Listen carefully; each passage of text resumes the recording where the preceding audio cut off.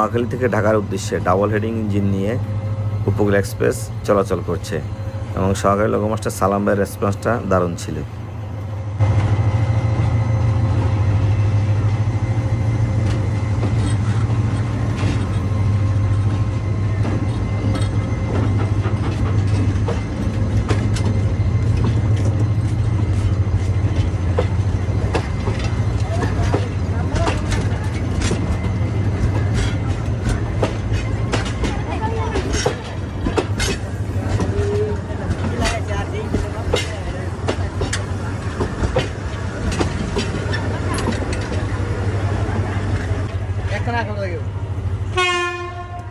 এই মামা যাই বলি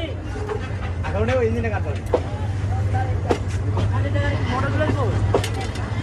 কাজ এত করতে